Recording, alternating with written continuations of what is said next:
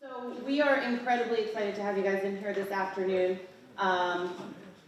We have Mr. Franklin here to talk to us today. And, you know, when you think about, who in here is in English 2 right now reading with myself and Mrs. Cole? All right, so that's a good handful of you. But what I wanted to just make note was, you know, today's 2019. We're currently reading books. My English 3, you're doing a lesson before dying. With Mrs. Cole, you just started Les Mis. English 2, you're doing NAHS. These are such drastically different books that have nothing to do with each other, except for the fact that every single one of them deals with some form of oppression.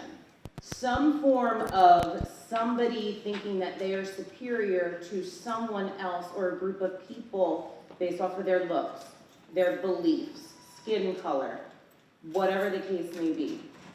But yet we know if we fast forward to today, for whatever reason, we are still struggling with some of these issues. We are still battling things that have taken place in the past that we should be done with.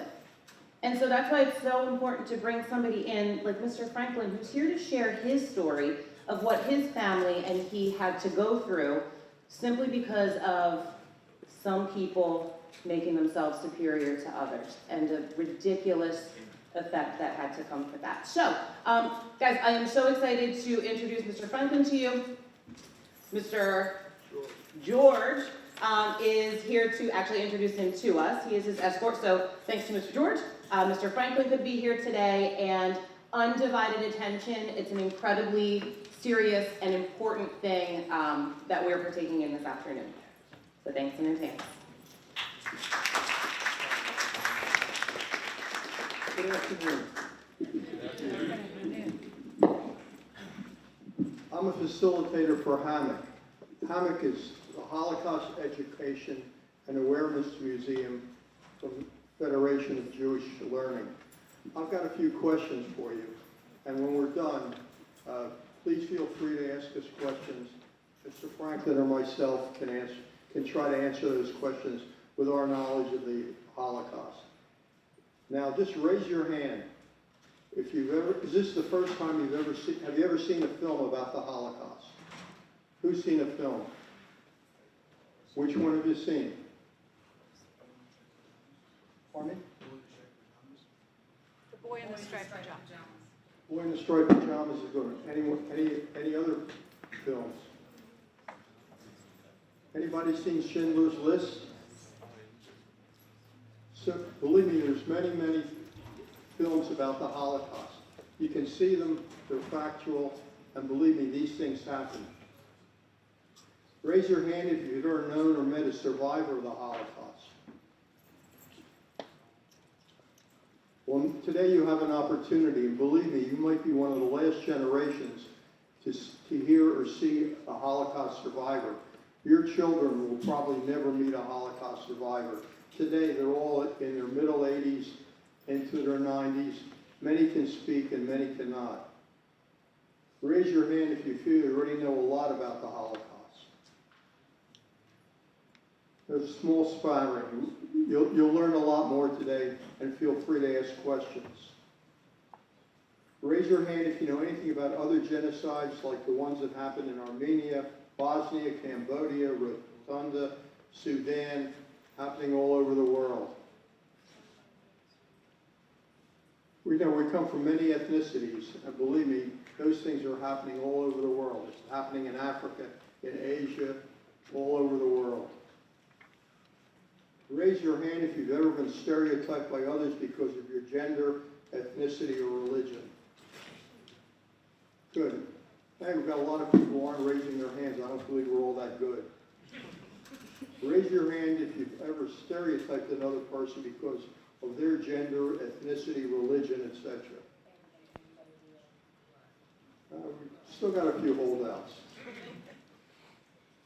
Raise your hand if you've ever been stereotyped, been a target of prejudice, discrimination, name-calling, or bullying.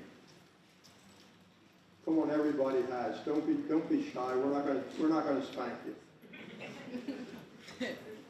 Raise your hand if you've ever hurt someone else through an act of prejudice, discrimination, name-calling, or bullying. You've still got some people who aren't participating. Raise your hand if you've ever witnessed an act of prejudice, discrimination, name-calling, or bullying, and not said or done anything.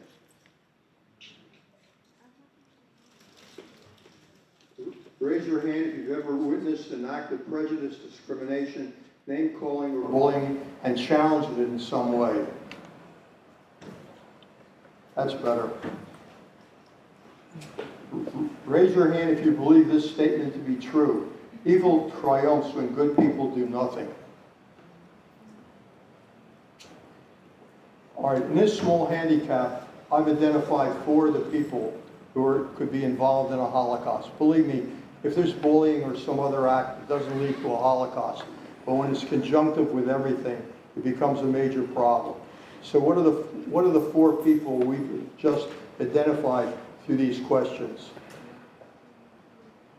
Anybody? Tell me, give me a hint. I don't know. You don't know. Anybody else? Anybody over here? Well, I guess I've got to answer the question. First of all, you have the victim, the people who are being hurt by the Holocaust. And believe me, they're happening all over the world. The second person is the perpetrator, the person who commits the atrocity of the Holocaust or the infraction. Then you have the person who stands by and does nothing. And that's what a lot of people do, and it's best that you speak up and act up. And the fourth is the person who stands up and says what's wrong, does something to mitigate these things. And these are the 4 people who are involved in a Holocaust, and these are the factors that are involved. So with that, I'd like to introduce you to Mr. Ralph Franklin. He is a survivor of the Holocaust, and his story is very immense. Listen, and when we're done, we have questions. You can have questions.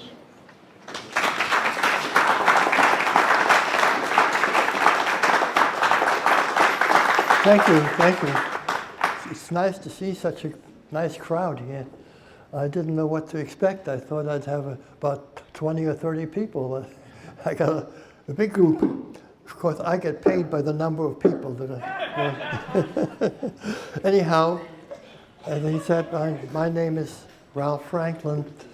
It was changed after I came to the United States. It used to be Rudolf Freundlich. Nobody could say that, so we changed the name. I'm 91 years old. That's pretty old. There are not too many of us still around. So whenever I have a chance to talk to young people, I grab at it. I've never refused a request to talk at schools. And here I am. I've never been at this school, though, up until today. I was born 1928, long, long time ago, in a little town called Schlochau. This town was in eastern Germany. It's no longer in Germany. They changed the borders after the war, so now this area of the country is now part of Poland. But at the time it was Germany. And my father was in business with his father. They ran a grain mill. This area of the country was all farmers, all it was not an industrial part of Germany. It was agricultural. People were growing corn and rye and wheat, and they had to have someone grind it down so that they could sell it to the industrial bakers and so forth. And my grandfather, my father's father, owned such a mill, a grinding mill. My father was the office manager, and I was running around getting excited of watching all this activity when I was 5 or 6 years old. Now, the town itself had 6,000 people in it, small town, and everybody was friendly. There were no problems. until the German mentality changed. And a guy by the name of Hitler and his buddies started running the country in the early 1930s. And I was going to school, and it was an ordinary grammar school. We had a nice group of kids. I had no problems, and this was first grade. Now, unfortunately, by the time I got out of first grade, my parents separated, and my mother took me to her parents' home in another small town, actually a little village. And here, her father ran a different kind of business, also geared towards the agricultural nature of the area.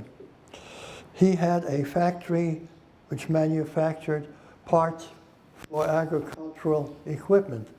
They made plowshares and other little parts for equipment so that the farmers in the area could run their business. And at that point, we had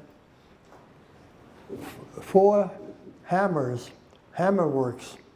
These hammers would take raw material, which was bought by my grandfather from the German railroads, old wheels, parts of railroad cars that could no longer be used in such ways because they were no longer safe and had to be replaced. So the old ones, they were iron and steel, and they were still usable for other purposes, but not for railroad cars.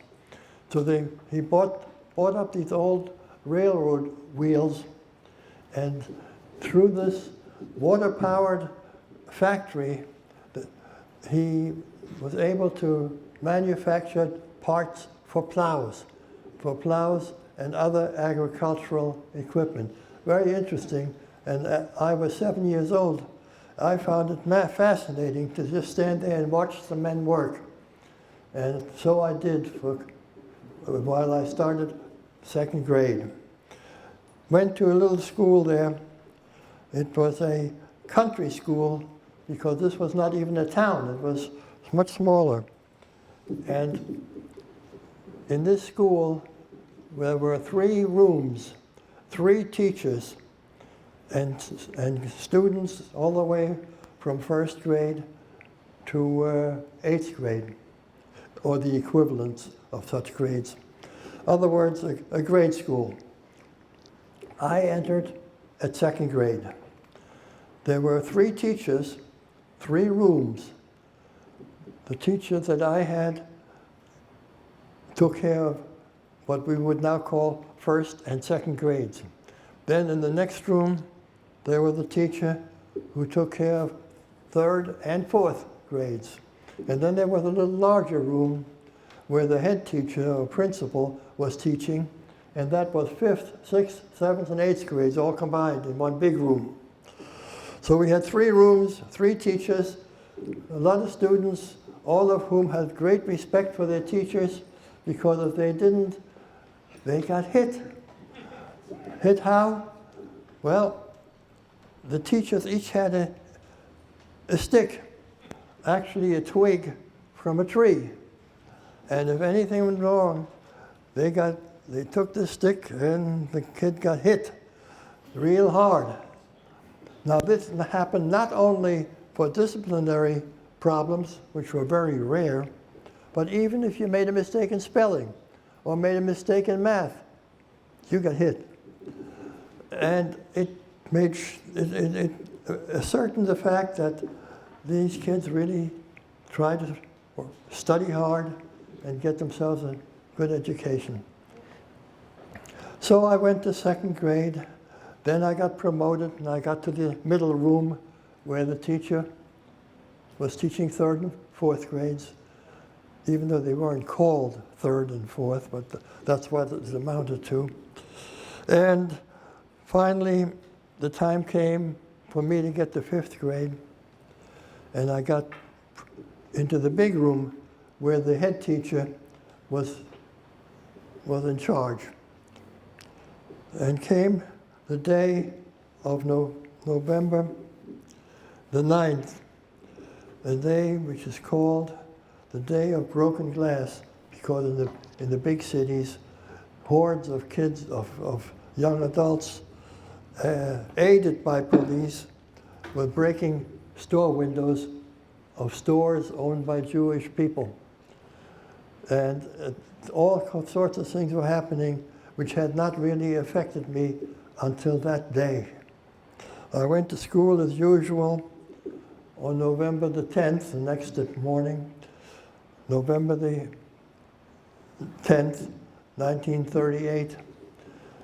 And I went to school, sat down with my books, and before classes could start, the teacher, who was a very strict guy, but very nice, and not the type that you would expect it to be. Anyhow, he called me up front, and he said to me in a very quiet way, he said, "You know, they passed a new law this week, and this law says that Jewish children can no longer go to public schools."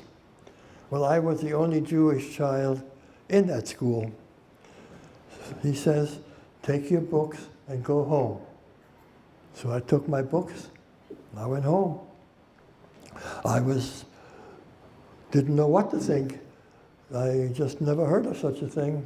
But here I was being kicked out of school for no reason except that my religion was Jewish.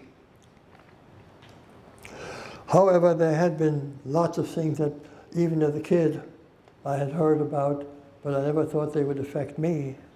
But it did, right then and right there. I went home, walked up to the house. The house was right near our factory.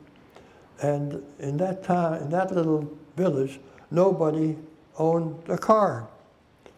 Everything was horse and buggies. But here there were 3 cars in front of our house. Who were these people that came in cars? I went in the house, and there was my mother, my grandmother, and my aunt sitting in the living room. And before I could even say anything, I saw in the corner of the room was a guard. No uniform, civilian clothing. And I went to my mother and I said, "What's going on?" And before she could answer, he came over to me and he says, "Shut up and sit down." So I shut up and I sat down. I heard noises in the rest of the house. Here's what was happening. Other people, mostly young people, young men, some in some sort of uniforms, most of them not in uniform, were destroying our furniture. They were tossing them over.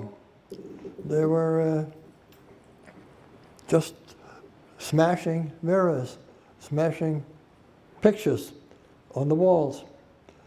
And it was very noisy, and it was just not understandable. I couldn't figure out, but it was happening, and I could see it, and I could hear it.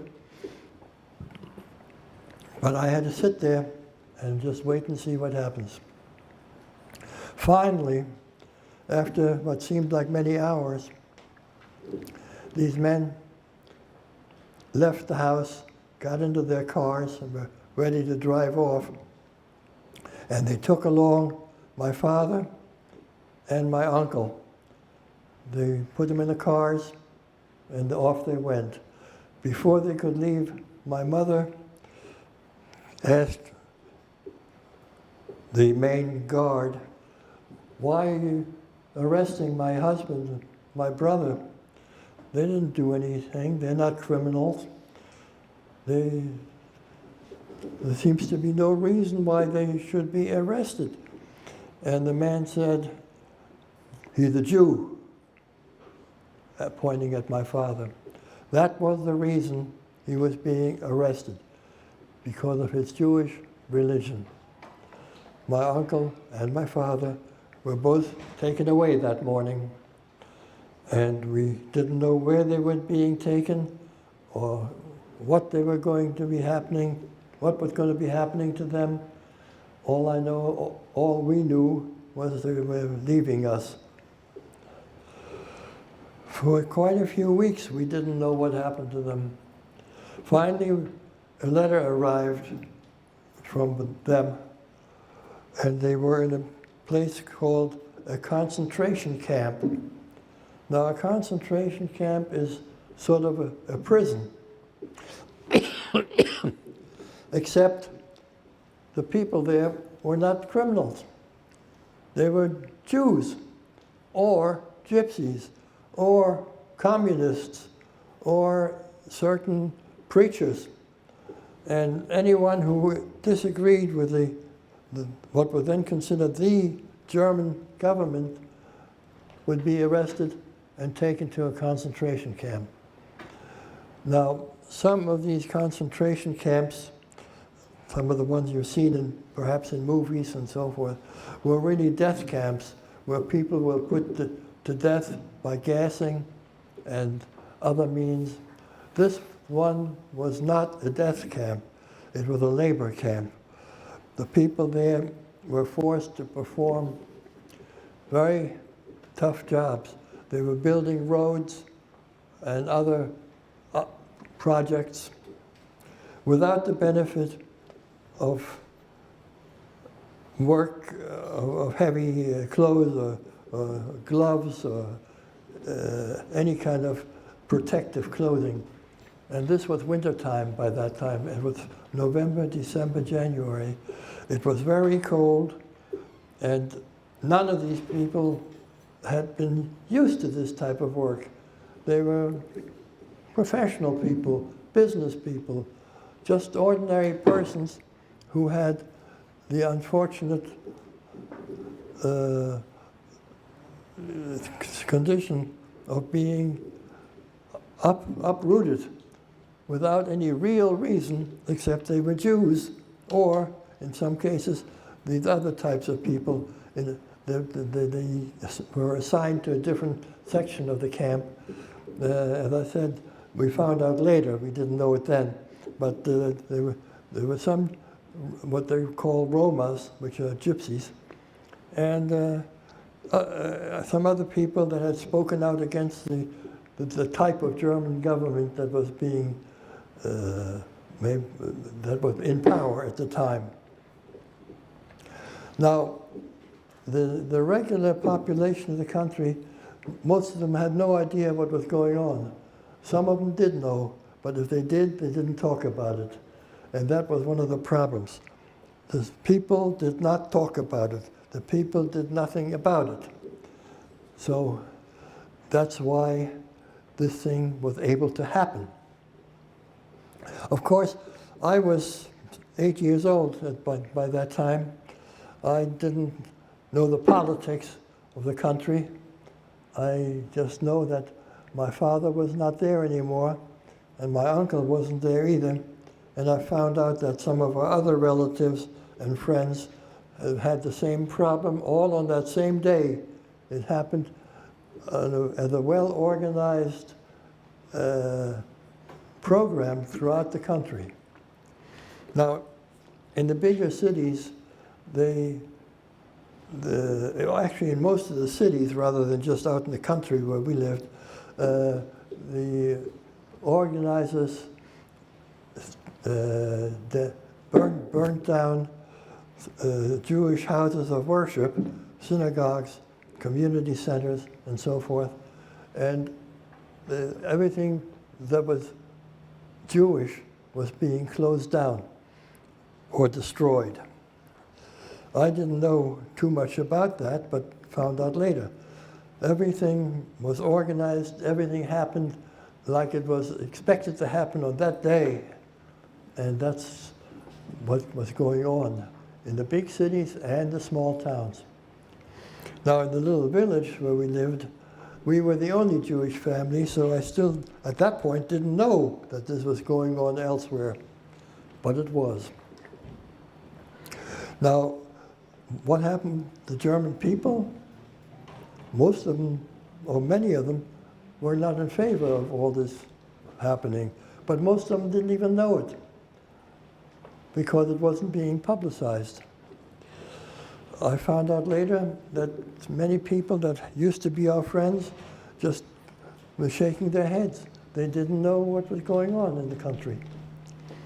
And therefore, as was mentioned earlier, if you don't do anything about it, if you're just quiet, all sorts of things can happen. You have to speak up.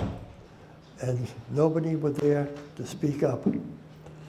So, what happened to us? The next thing happened was that we had to sell, or we had to get rid of our house and our factory business, because Jews were no longer allowed to have a house, or they were never allowed anymore to have any kind of business. Now, when you have to sell, when you have to get rid of it, you're not going to find anyone to offer you a good price, because they know you have to sell. So someone did come along and made us an offer, which we had to take. But what happened? Who was the owner? Who was running the business? My grandmother was now technically the owner, but my grandmother didn't know anything about the business. My grandmother was a good housekeeper. She was a good cook, but she didn't know anything about manufacturing plowshares. My uncle had been the one to run the business on a technical basis. He knew all the technical details. So my mother went to the Gestapo office. What's a Gestapo? It's an abbreviation for Geheime Staatspolizei, Secret State Police. She went there and said, we're trying to sell this house to a good German person, not a Jew, who has offered us some money, but there's no one here to explain to the new buyer how this business is run, how the text, the work is done, how the books are kept, all the technical details. So I'm going to sit down.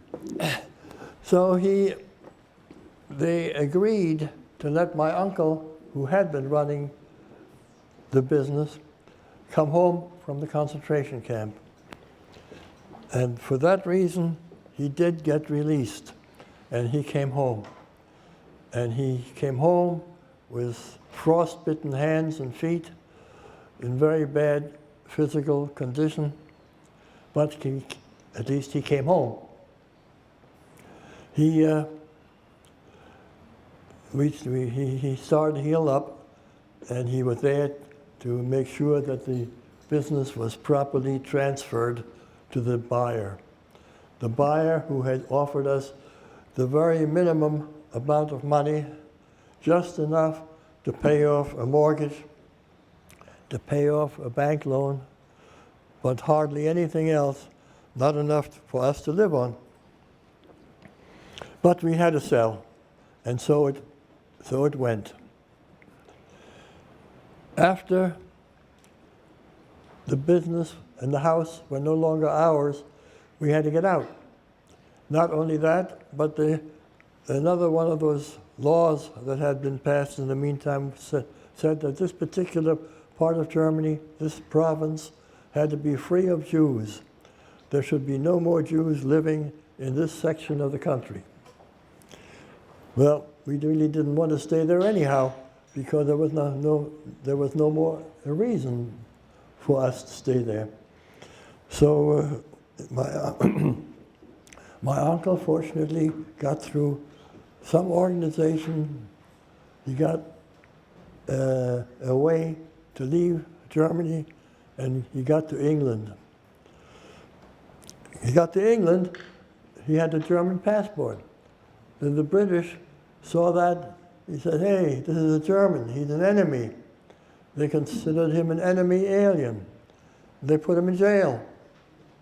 So here he was in a nice free country, and he's in jail. But very shortly they realized that he wasn't really an enemy, but they sent him to resolve the problem to the country of Canada, which was then under British control. In Canada, as a prisoner, he felt much better than being in Europe, but soon the Canadians realized what was happening, who he was, why he was there, and they released him. Turned out later he became a Canadian citizen. He married a Canadian woman. He lived the rest of his life as a free person in Canada as a Canadian citizen. So, what happened then? We had to get out of the province of West Prussia. That was my father, my mother, and I, and my grandmother. We got to Berlin.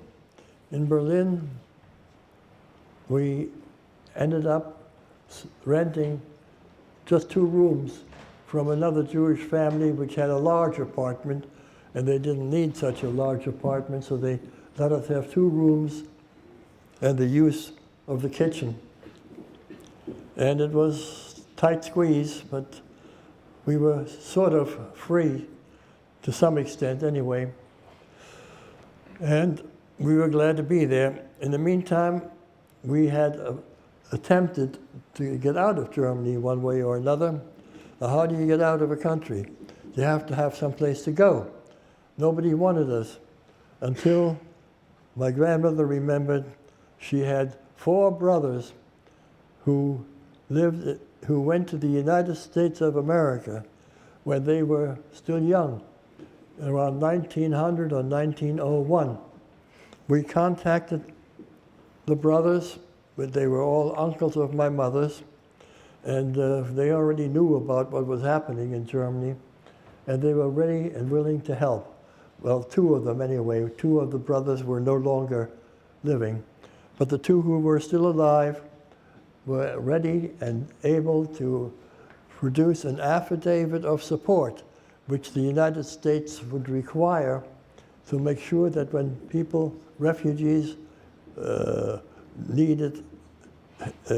coming into the country from problem areas like Germany, that they would have a way to exist without needing public support, so that they would not be a burden to the American taxpayers. So my uncles signed such a form and submitted it to the Naturalization Department. And a few months later, they were notified to the extent that this is all fine and good, but you guys are offering to pay for the support of these refugees, but you are old men. You're in the 70s or 80s. What happens when you die? Then they'll be going on public assistance. Well, what happened? My uncle had 2 sons. They were just in their 30s or 40s at the time. They were not too old. They were well off. One was a physician, one was an architect. And these 2 sons, who didn't know us at all, were ready and willing to co-sign the affidavit of support. And that was enough for the American government agencies. And now we were officially on a list of refugees ready to come to the United States. So now what? They gave us a number. And as our number would come up, we could come to the American country. So we got a number, and we waited, and we waited. Our number didn't come up. In the meantime, what did I do? I had been kicked out of school. I was now in Berlin, and in Berlin there were hundreds of other Jewish kids also been kicked out of public schools. So the Jewish organization, actually congregations of Berlin, started their own private school, like a parochial school, so that all Jewish children who could no longer go to public schools could go to these private schools. So I was enrolled in a school of that type, and it was run very well. All the teachers had been fired by public schools because they were Jewish, and now they were teaching kids like us. So I got into this school in the 6th grade, and I did all right. The school was well run, and I went to classes every day. I was able to walk to school. And what did I learn? Well, I learned the usual, math and geography and history, music, everything you learn in a regular school, they taught us in this private school. And then they had one other course, a course in a foreign language. And what language was that? English. English? Wonderful. Hopefully someday I'll get to America where they speak English. But at that point it wasn't so sure. So I did very well with my classes, did good in math and science. I did lousy in this English class. English was very difficult. How can anyone speak such a language? After all, the letters of the alphabet are not always pronounced the same way. Take the letter A. A can be A in father, or it can be A in able. So how do you know which is which? Impossible. Well, not so impossible after all. But somehow I learned to speak English, at least to some extent. So happens, my mother had been a visitor to these uncles in America way back before she got married, when she was a teenager. She went one summer vacation. She was invited here in Philadelphia, and she had these 4 uncles. At that point, there were 4 of them, and she was their guest and lived here for almost a year. She even took a course at Temple University. She knew how to speak English, and she started to help me. So then I didn't flunk the course. I got my D. I got A's and B's and everything else, but English was very difficult. So then came the day which we had all been waiting for. We'd been waiting for over a year, and that was a letter from the American consulate in Berlin.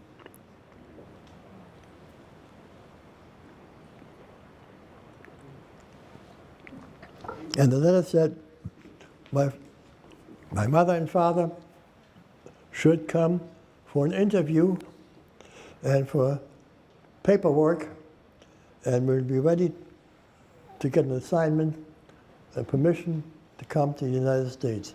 Well, my mother was very happy. My father was still in the concentration camp. She took the letter to the police authorities, and at that time, the war had broken out in Europe, but the United States was not at war. And the German authorities did not want to upset the neutral American government. So they permitted my father to come home from the concentration camp. He had a very poor condition, but at least he was now free. As free as you can be after having been imprisoned for such a long time. So, but my mother and father went to the consulate, did all the paperwork, they answered questions and signed papers, and they were told, just wait a little while longer, you'll be notified when you're ready to leave the country. So they waited and waited, and while all this was happening, I was very excited, but then I was still in Berlin, and I was still going to the private school. By this time, I was in 7th grade. What do I do? What do the kids do in their spare time? Well, what do? You go to a movie, maybe go to a museum. How about the zoo? Wonderful place to go, the zoo. I couldn't do any of those things. Jews were not allowed in movie theaters or at the zoo. So I did the next best thing that I could do. I rode trolley cars. I rode buses. I got to know the city of Berlin inside and out. And that was my recreation. I got the ride on my kid's ticket, by a nickel. I was able to ride all over the city. I got to know the city, but that didn't do me much good, except it kept me out of trouble by my being able to travel around. What else could I do? I could read, but the public library didn't permit you to come in. Jews weren't allowed in the public library, just like I wasn't allowed in the movies or any other public place. But there happened to be a little bookstore in the neighborhood, and they also ran a little unofficial library, and they were very nice. I was able to take out books, and I started reading. Primarily, I was reading American cowboy and Indian pictures, books. That was my thing, cowboy stories. Then it finally happened. We got a notice in the mail. We couldn't get notices any other way. They took away our telephone. They'd already taken away our radio.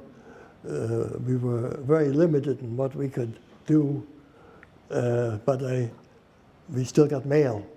So we got a letter and it says, ready to come to the consulate, you're ready to leave Germany, you got to sign some more papers, and we have to take your pictures and fingerprints and all that stuff. So I was going to be part of this now. So my mother, father, and I finally went to the consulate for the final papers. Now, we had tickets to come to the United States. What kind of tickets? These had to be paid for in American dollars. A little bit of German money that we had left was no good for that purpose. So my two uncles, very wonderful people, paid for everything. But how could they handle all the details? Well, there's an organization, it's still in business today, called HIAS, H-I-A-S. Always remember, H-I-A-S, HIAS. This organization is an American organization which helps to arrange the details of refugees. It helps them come into the country. They wouldn't pay for our trip coming to the United States. My uncles had to pay for that, but they took care of all the details, and that was a wonderful thing. So when a letter arrives every few months, got one last week from HIAS, I contribute. I'll always contribute because they made it possible for us to come to this country. And they gave us a date. The date was March 11th. Come to such and such a railroad station, bring a suitcase. We were allowed one suitcase per person. No furniture, nothing more, one suitcase per person. And we were limited. Clothing, yes. Nothing printed. No books, no newspapers. We weren't even allowed to wrap anything up in newspapers. And a German, somewhat retired customs official would be in our apartment the week before as we were packing, and he would supervise and make sure that we didn't take anything with us that we weren't supposed to take with us. Now, this was an old man sort of semi-retired. My mother took him in the kitchen, gave him a shot of liquor, and while that was happening, I shoved a couple of books, Indian and cowboy books, in my suitcase under the underwear. He didn't see it. And I'd have something to read, at least to start with, until I could finally learn this crazy English language. So I knew I would be set for a few weeks anyway, and hopefully by the end of a few weeks I would be able to understand English better. Okay, March 11th. Now, I was about to be 13. Just a minute, please.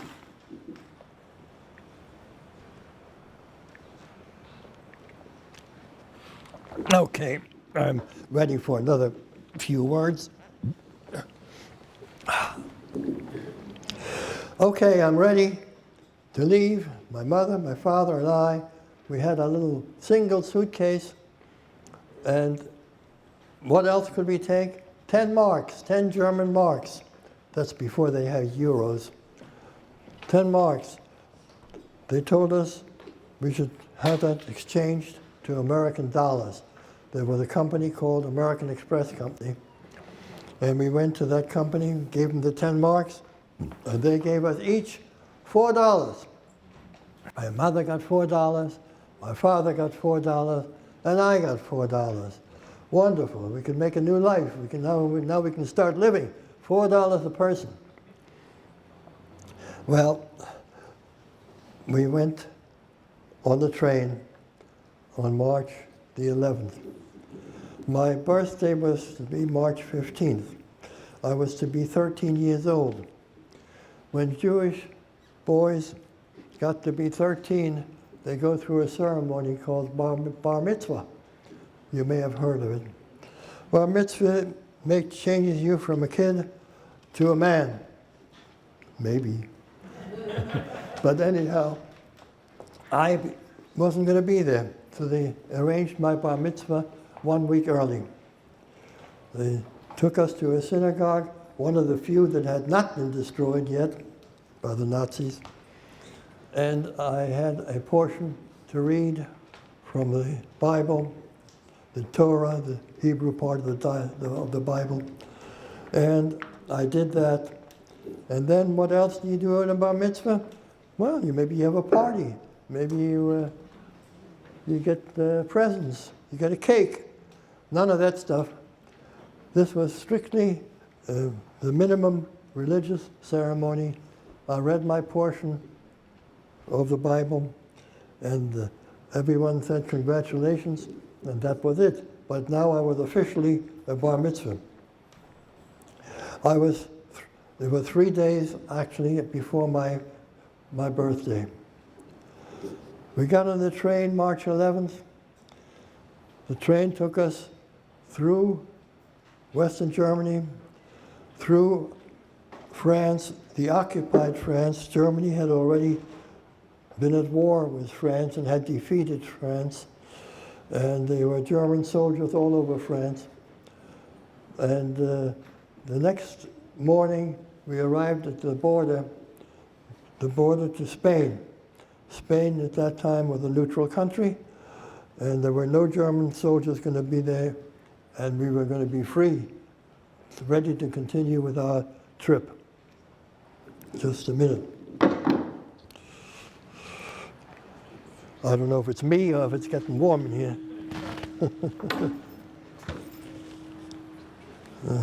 Picture here. Okay, so just before we crossed the border, we had sort of an unofficial alert from the other passengers. Some people had some money besides their 10 marks, the legal limit of 10 marks. And what would happen if there was a final inspection? They might send us back. So what happened? These few people that still had a few odd coins, they opened the windows and threw out the money. They didn't want to take a chance of violating the rules. so that we would not have more than the required 10 marks. We had a very unusual thing to happen, but that's what happened.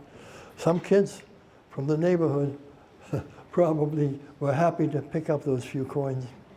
Anyhow, we got over into Spain. The first stop was a place called San Sebastian in northwestern Spain. It's a resort, ocean, people going swimming. We got off the train for the first time, walked around, felt wonderful. We were just what could we do? We can enjoy the sunlight, and we did. We did not have a chance to do much, but we got back, ready to go back on the train.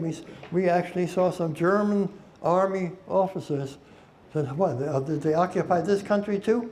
Well, no, they didn't, but they had been on leave, and they also enjoyed the free country of Spain while on their vacation. They looked at us, we looked at them, nobody said a word. We got back on the train, rode through the country, and ended up at the border of Portugal, where our ship was supposed to leave. Going across the border was March 15th. That was my actual birthday. And what a wonderful day to get out of that part of the country, that part of the world. We got into Portugal. They took us to a small hotel. The highest people had arranged it. The uncles in Philadelphia had paid for it. We went in. They gave us a wonderful meal, the best meal we've had in many, many weeks. And they said, wait here, stay in this hotel. We'll let you know when the ship arrives that takes you to America.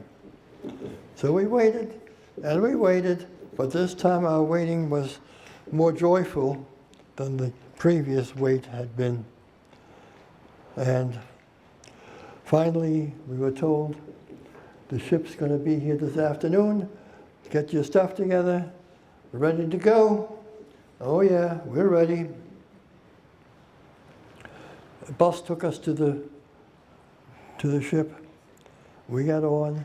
They gave us rooms, not luxurious rooms, but wonderful to be on a ship, wonderful to know where we're going, and we're ready to come to America. We had a very nice cruise, if you want to call it a cruise. Well, not like a cruise ship, but at least we had our own little room. We got meals. The meals were delicious. Everything was delicious. And we were ready to come to a new life. On April the 3rd, 1941, my mother was on the top deck. She came down to the cabin. She says, quick, come on upstairs. I want to show you something. And she showed me, over there, the Statue of Liberty. Now you're in America. This is it. We can start a new life. And so we did. We got off the ship. Our uncles and cousins were there to greet us. We were just surprised at all the different looking people. Yes, I'll tell you something. I saw black people. I had never seen a black person in my life. But here there were white people, black people, some yellowish people, all kinds of people. And we were here. We finally made it. A new life could start. April the 3rd, 1941. And that is how I started in this country. Do I have any more time, or am I done? Yeah. I'll give you one or two more things. When I got to this country, my cousins arranged for me to start school, public school. I could again go to a public school. So I started out in 8th grade in North Philadelphia. And I did fine. I ended up at Central High School in Philadelphia, and I graduated from Temple University. And that's my beginnings in this country. Thank you very much for listening to me.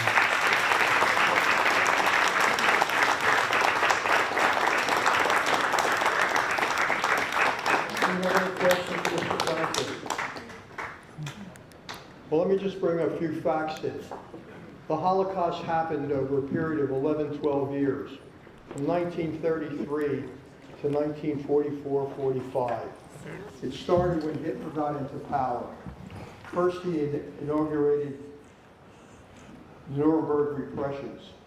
Children couldn't go to school, couldn't ride in public transportation, couldn't shop at any stores, couldn't pursue any professions, couldn't be doctors, couldn't be lawyers, couldn't be judges.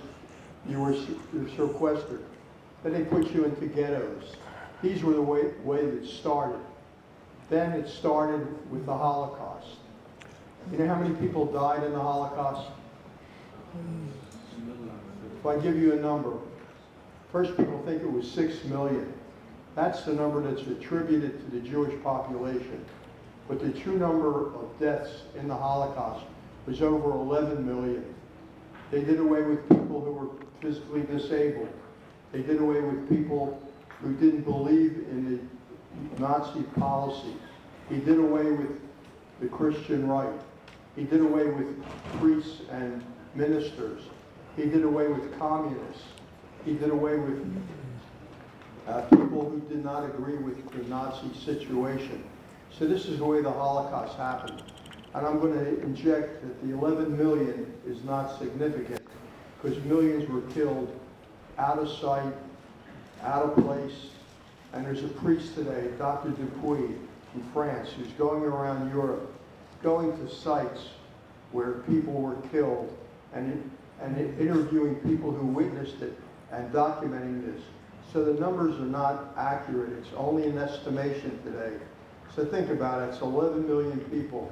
In some cases, each day at Auschwitz, the number of people in one school were executed in one day. So consequently, it was not only the Jews, they suffered the most. And of that 6 million, look at this number, 1.5 million.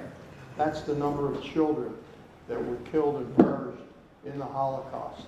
And you've only heard one story from this gentleman. There were children who were sequestered in homes of people who would support them. There were children who were put on buses and trains and sent to England and whatever, just to save them. And this is only a small number.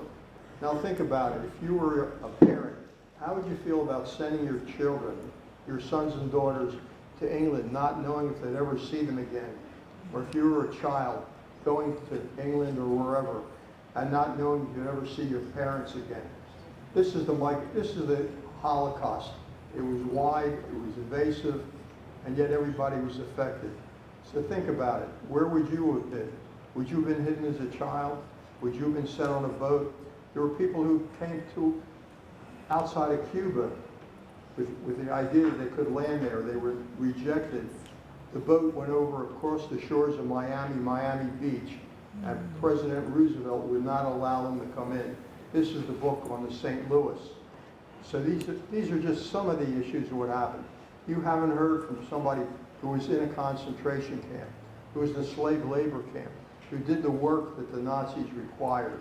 It was invasive, it was all over. The Holocaust was big and it was important. And you've heard one story. Think about all the other stories that might have happened. Are there any, answer any questions? Yes. Were you upset when you had to change your name? Say it again. Was he upset when he had to change his name? What did you think when you had to change your name? Well, my last name was Freundlich. Nobody could say it. I went through high school, everybody was calling me all sorts of words which were wrong. So finally, when my citizenship time came, we had the authorities ask for permission to change our name, and the permission was granted. And we made it Franklin, which turned out to be a pretty good American name. And I think everybody can say that. Yes, freundlich was a difficult word in the English language. Franklin is easier. Anything else? Just remember, you've only heard one story of the Holocaust. This is one person's individual history. Think about 11 million people who perished, and think about a couple of million other people who were able to survive it, live, and came back to various countries all over the world. We do have another question. Throughout the experience, like the Holocaust experience, did you ever question religion and why they chose you? Throughout the Holocaust experience, did you question religion or why they chose you? Why they chose us? One simple reason. We're Jewish. Whatever church you go to, whatever your religious denomination, whether you believe or not, you could be prejudiced by that. And the simple fact that we're Jewish, that was enough to make us a victim. And he wanted to know if, does it make you question your faith? Does it make me question my faith? Well, the synonymous is some people who survived the Holocaust became agnostics, turned their back on it. Others became Jewish, became more religious. And I've lived my whole life based on what happened in the Holocaust and the fact that my grandparents perished in the Holocaust. That's why I've dedicated my time to Holocaust education. Any other questions? Thank you. I was just going to ask if you know how many of the war criminals are still being searched for. 'Cause I know they've captured a lot of them. It's very few. Right now, this is 75 years after the end of the Holocaust. Now, those people had to be over 21, so probably today they're in 90s. The numbers are limited. I mean, every efforts were made to get people like Mengele, Borman, Eichmann, who was a famous person who the Israelis captured and executed. Yeah, they were sought. But today there's very few Holocaust survivors who are actually available and around today to speak. You're prejudiced. You're lucky to have heard Mr.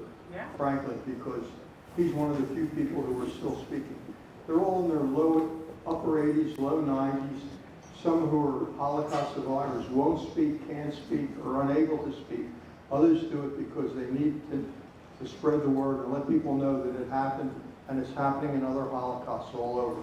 And the problem with the Holocaust was it was the first mechanized Holocaust. Other places people were taken and shot and abused. Here there was mechanics, the death camps, the trains, the whole war army that supported the Holocaust. The Holocaust was a different experience. So. I have two questions. One, when you arrived to the United States, since that moment when you arrived in the United States, what type of anti-Semitism did you experience coming here, and how did you feel when you encountered that when you left Germany? I'm sorry, I didn't really hear it. When you got to the United States, what kind of anti-Semitism did you experience? I did not experience any, but that doesn't mean it didn't happen. But I was very fortunate. All my friends in the school and living in the block where I lived, they were all great people. And I never had any anti-Semitism practiced against me or my immediate family. I know, of course, it exists, but if it does exist, it's not state-sponsored like it was over there. We can't, some people, you can't change their way of thinking, but it never happened to me, fortunately, and hopefully it never will. Good question, though. The second part I wanted to ask you is, in the history class, we're trying to evaluate and think about what are the warning signs, because we don't want to just look at the past just to remember it, but we want it to also make us conscious of now. So what would be your advice for the things we should be weary of when we Okay. think about our leaders we have now? The advice I can only give to people is never keep quiet. Speak up. Let others know the right way to live, and don't get yourselves boxed in and just shut up and do nothing. That's the worst thing. Thank you. Any other questions? Aaliyah? Okay, what was the hardest part for you during? Speak up, speak up. What was the hardest part for you during the Holocaust? What was the hardest? Well, Yeah, what's the hardest he lived during the early part of the Holocaust when it was the Nuremberg repressions, what was happening in Germany. It wasn't until really 1942 that they built the death camps, and that's when all the atrocities that happened really occurred.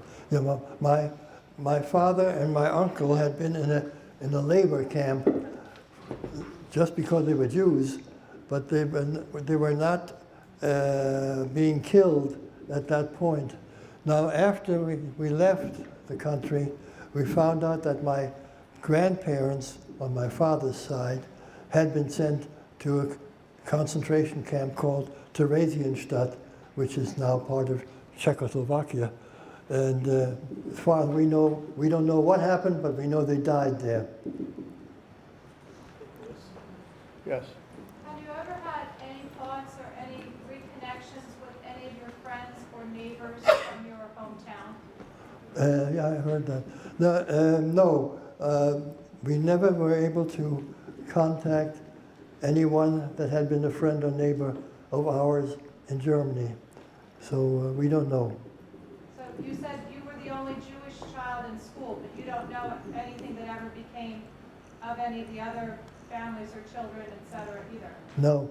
When we got here, we tried to write to some of the people, but by that time, the United States got in the war, and there was no more mail communication between residents of the United States and residents of Germany.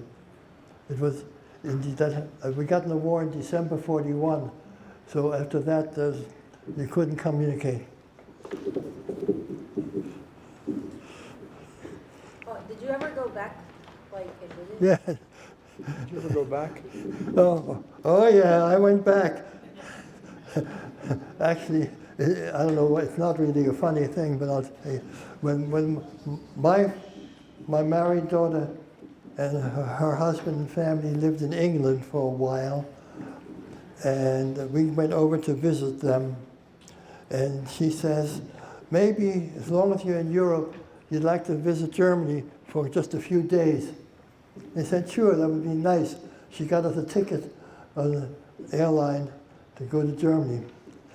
So here we were visiting England, and now we were going to get to Germany. Well, I knew Berlin very well from all my trolley car and bus rides that I used to do. I went to the to the auto rental place at the airport in Berlin. I said, I want to rent a car. I said, okay, here we have this car and that car and this car. I said, okay, I don't care, it's just a car. Well, first of all, it was a manual transmission, but I managed with that. She asked me for my driver's license. I showed her my license. Pennsylvania? What's that?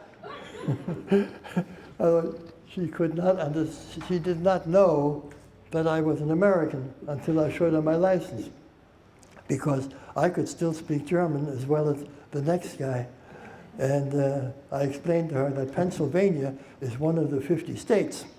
Oh, okay. I got my car. I drove around Berlin. I knew the city. I found the apartment house where we had been living. It was still there. The house number was still there. The building was still there. I didn't get out. I just looked at it. Then I went to look for the synagogue where I had been going pretty regularly while living in Berlin. The synagogue was not there, but there was a monument standing there, a stone monument, pretty big place. And on it said, on this, by the way, it was now a playground, a children's playground, but it had this monument and it said on the monument, on this site stood the synagogue of the Jewish congregation of Berlin, built 1908. That's all. Didn't say what happened to it. And I found that site, and that's all it said. Those are the two places I visited, and I found that very interesting. Other than that, we went to restaurants, and I was still able to order in German, although most of the waiters knew English. And we were only there for 3 days. 3 days was enough. But people were nice that we met. Just remember one thing, you live in a democracy here. Yeah, there's problems. There's racial problems, anti-Semitism, whatever. But it is a democracy. And what somebody once said, democracy is one of the worst kinds of government. But the way ours is built, we are protected from that kind of thing, even though it is a democracy.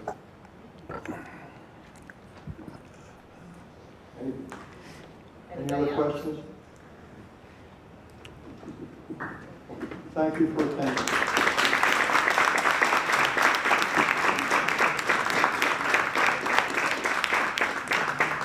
All right, guys, thank you for your questions. Thank you for your attentiveness. You did a great job, literally sitting and listening to what is a very important story. One more time, can you please thank you? One other thing I would say.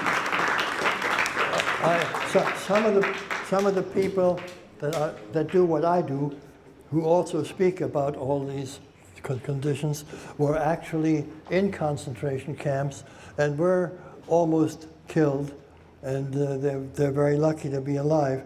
I am even more lucky because I was never in prison myself.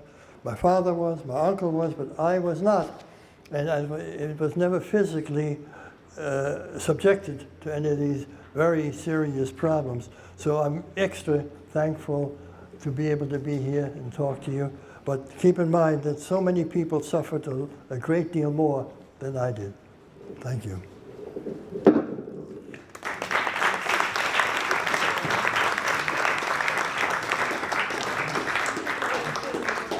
Thank you again, Mr. George and Mr. Franklin. We know that your words will resonate with everyone in this room for a long time to come. So thank you again. You're welcome.